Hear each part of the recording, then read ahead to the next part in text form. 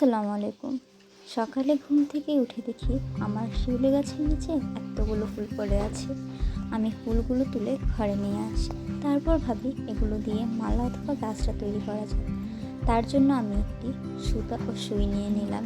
এরপর একটা একটা করে ফুল গাঁথতে বসলাম।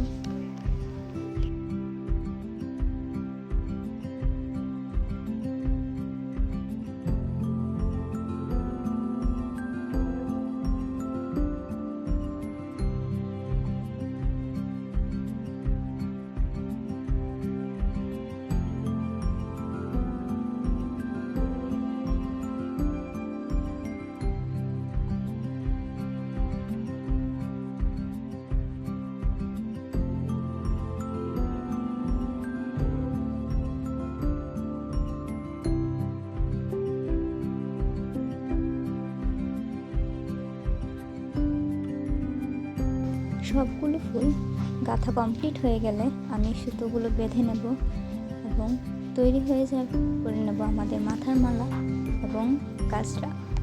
দেখুন কেমন হয়েছে, সবাই জানাবেন।